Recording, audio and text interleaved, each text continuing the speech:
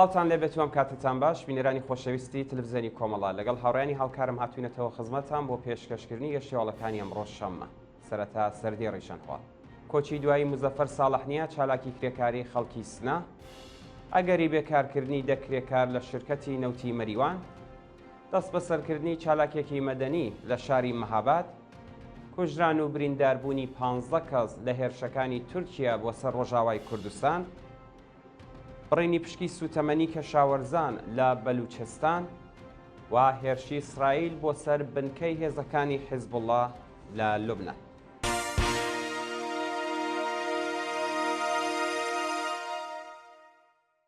درێژەی هەواڵەکان کۆچی دوایی مزەفەر ساڵحنیە چالاکی کرێکاری خەڵکی سنا بەپێی هەواڵی گەشتوو ئەمڕۆ شەممە 12 جۆزەردان مزەفەر ساڵحنیە چالاکی کرێکاری و ئەندامی یەکێتی ئازادی کرێکاران و ئەندامی گروپی شاخەوانی چلچەمە لە کاتی پیاسەکردن لە نزیک مەیدانی باریسنە بەهۆی جەڵتەی دڵەوە گیانی لەدەستا. مزەفەر ساڵحنیە لە ساڵی 65 هەتاوی وەکو ئەندامی یەکێتی سەنەتکارانی سنا دەستی بەکار و چالاکیەکانی کرد. لە ماوەی تێکۆشانیدا چەندین جار لەلایەن ئیدارەی اطلاعاتەوە بانکهێشت و دەست بەسەر کرا. ئەو چالاکە کرێکاریە لە مەراسمەکانی ڕۆژی جیهانی کرێکار 8 مارس ڕۆژی جیهانی ژن و بە تایبەت مەراسمەکانی پاساژی عزەتی لە بیرستانی ڕەنج ئاوەری و ساڵۆنی تەختی لە ساڵەکانی 67 و 68 بەشداری کرد. ساڵی 85 هەتاوی بوو بە ئەندامی یەکێتی کرێکارانی لەسەر کار دەرکرا و پاش 2 ساڵ ئەو ڕێکخراوەیە ناوی بۆ یەکێتی ئازادی کرێکاران گۆڕی و مزەفەر وەکو ئەندامی دەستەی بەڕێوەبەراتی ئەو اتحادیە هەڵبژێردرا. مزەفەر ساڵحنیە تا دوایین هەناسەی وەفادار بە ئارمانە سۆسیالیستیەکانی مایەوە و وەکو کەسایەتیەکی خۆشنا و خۆشەویستی دڵی هەموو کرێکاران و دۆستانی بوو. یادی عزیزی بەرز و بەڕێز بێت. ئەگەری بێکارکردنی دەکرێکار لە شرکەتی نەوتی مەریوان بەپێی هەواڵی گەشتوو بەڕێوەبەراتی شرکەتی نەوتی مەریوان کۆمەڵەیەک بەکرێگیراوی لە سنووری باشماختا مەزراندووە و بڕیاری دەرکردنی دەکرێکاری هەژاری دەرکردووە. بە وتەی سەرچاوەکانی هەواڵ حەسەنی بەڕێوەبەراتی شرکەتی نەوتی مەریوان بڕیاری داوە دەکرێکاری ئەو شرکەتە لەسەر کار دەربکات و لە جێگەیان بنەماڵەی دوو بەکرێگیراو بەناوەکانی جەلال بارنامە و ئومید کەریمیان دابمەزرێنێت. دەرکردنی ئەو کرێکارانە لە حاڵێکدایە کە بەڕێوەبەراتی شرکەت لەو ماوەیەشدا خەڵات و پاداشتی شۆفێرانی بار هەڵگری عێراقی کە بە کرێکارانیاندا بوو زەوت کردووە و دەستیان بەسەرداگرتووە. خەڵکی مەریوان سەبارەت بە ئەگەری بێکارکردنی ئەو دەکرێکارە هوشداریان داوەتە بەرپرسانی ئەو شارە و ڕایانگەیاندووە کە سنووری باشماخ دادەخەن و ڕێگە لە هاوەردەکردن و هەناردەکردنی شتومەک دەکرێت. ڕێزگرتنی خەڵکی دێولان لە یادی گیانبەختکردوانی شۆڕشی ژینە. ڕۆژی هەینی 11 جۆزەردان خەڵکی شۆڕشگێڕی دێولان هاوڕێ لەگەڵ بنەماڵەی موحسێن نیازی لە گیانبەختکردوانی شۆڕشی ژینە لەسەر مەزاری ئەو هەمیشە زیندووە کۆبوونەوە.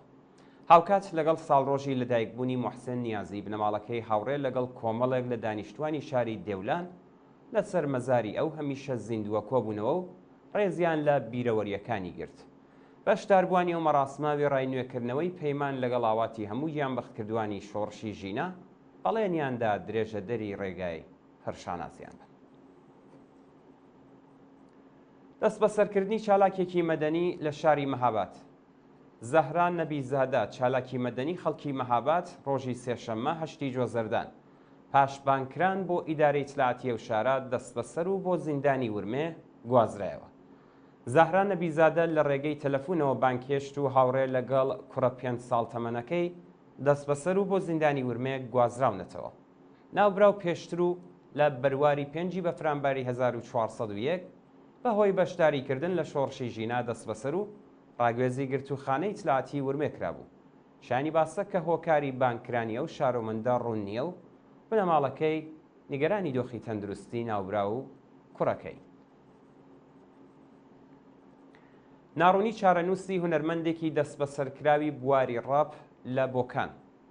چارەنووسی زانا حەسەنزادە هونەرمەندی بواری ڕەب لە شاری بۆکان کە 10 ڕۆژ لەمەبەر بەهۆی کاردانەوەی بەرامبەر بە مەرگی ئیبراهیم ڕەیسی دەست بەسەرکرابوو بە ناڕوونی ماوەتەوە. زانا حەسەنزادە ڕۆژی 2 جۆزەردانی 1403 هەتاوی پاش دانانی ستۆریەک سەبارەت بە مەرگی ئیبراهیم ڕەیسی لە دوکانی باوکی لە شاری بۆکان دەست بەسەر و پەروەندەسازی بۆ کراوە. زانا حەسەنزادە لە ڕێگەی خوێندنی ئاهەنگی ڕەپ ناڕزایەتی خۆی لە ئاست، کێشەی ئابووری و کۆمەڵایەتیەکان و هەروەها سەرکوتی وەحشیانەی شۆڕشی ژینانی شانداوە و بەردەوام لەلایەن بەکرێگیراوانی حکوومەتەوە هەڕەشەی لێکرابوو. کوژران و برینداربوونی 15 کەس لە هێرشەکانی تورکیا بۆ سەر ڕۆژاوای کوردستان.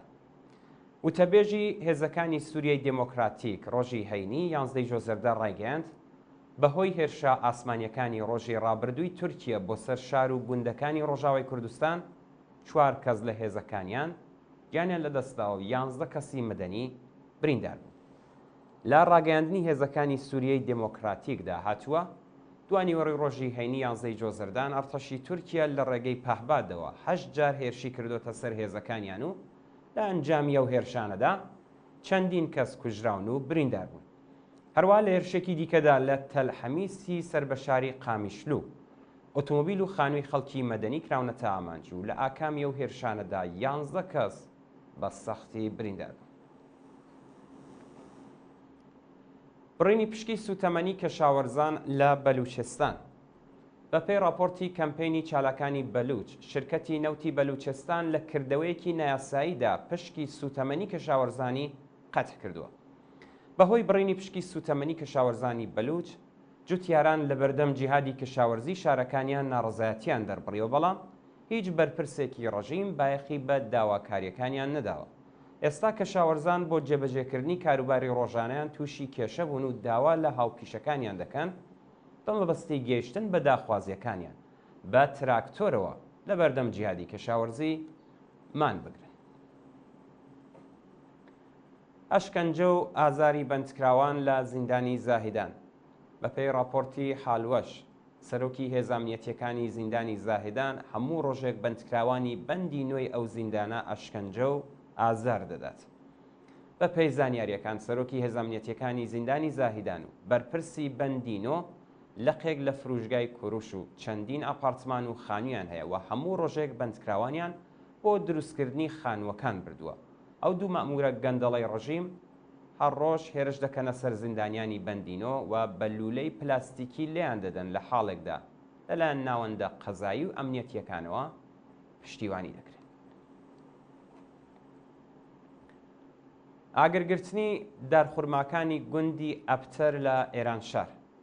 ڕۆژی هەینی 11 جۆزەردان دارخورماکانی گوندی ئەپتەر لە ئێرانشار ئاگریگرت و زیانێکی زۆر بە باخدارانی ئەو گوندە گەیشت. بە پێی زانیاریەکان، باخدارەکان پاش ئاگرکردنی دارخورماکان پەیوەندیان بە ڕێکخراوی ئاگرکوژینەوە گرتووە، بەڵام پاش چەند کاتژمێر خۆیان گەیاندۆتە شوێنی ڕووداوەکە و هیچ ئیمکاناتێکیان پێ نەبووە. بە وتەی چالاکانی بەلوچ، چەندین خانوو لە نێو باخەکاندا سوتاوە، زیانێکی زۆر بە کەشاوەرزانی گوندی ئەپتەر گەیشتووە. کوژران و برینداربوونی 3 سوختبەر بە تەقەی هێزەکانی ڕژیم لە نێهبەندان. ڕۆژی پێنجشەممە 10 جۆزەردان بەهۆی دەستڕێژی گولەی هێزەکانی پاسگای سەهلابات لە نێهبەندان ئۆتۆمۆبیلی سوختبەرێک پێکراو بۆ هۆیەوە کەسێک گیانی لەدەستا و 2 کەسی دیکەش بریندار بوو. بەپێی راپۆرتی حالوەش، هێزەکانی ڕژیم بە دوی ئۆتۆمۆبیلی سوختبەرێک کەوتبوون و ڕاستەوخۆ تەقیان لێ کردووە. لە ئەنجامی ئەو تەقەکردنەدا سوختبەرێک گیانی لەدەستاوە و 2 کەسی دیکەش بریندار بوون کە دۆخی تەندروستیان ناجێگیرە. لە هەواڵێکی دیکەدا شەوی ڕابردوو هێزە ئینتیزامیەکانی ئێرانشار ئۆتۆمۆبیلێکیان بەبێ ئاگادارکردنەوە داوەتە بەردەستڕێژی گولە و 2 کەسیان کوشتووە. دوا هەواڵمان سەبارەتە بە هێرشی ئیسرائیل بۆ سەر بنکەی هێزەکانی حیزبوڵڵا لە لوبنان. شەوی هەینی 11 جۆزەردان ئەرتەشی ئیسرائیل هێرشی ئاسمانی کردە سەر بنکە و بارەگاکانی هێزەکانی حیزبوڵڵا لە شارۆچکەی عەدلون لە باشووری لوبنان و بەو هۆیەوە چەندین کەس کوژراون و بریندار بوون. بەپێی راپۆرتەکان، فڕۆکەکانی ئیسرائیل چەند خانوویان لە مێحوەری شارۆچکەی عەدلون و نزیک نەبی ساری کردوتە ئاماج. هاوکات فڕۆکەکانی ئیسرائیل چەند ناوچەی دیکەیان بە ناوەکانی عین قانا و حەومەی فەوقا بردومان کردووە و لە ئەنجامی ئەو هێرشانەدا چەندین هێزی حیزبوڵڵا کوژراون و بریندار بوون. بەڵێ ئازیزان گەشتیۆڵەکانی ئەمڕۆتان پێشکەشکرا فەرمونون بۆ بینینی درێژەی بەرنامەکانی تلڤیزیۆنی پەڵەس.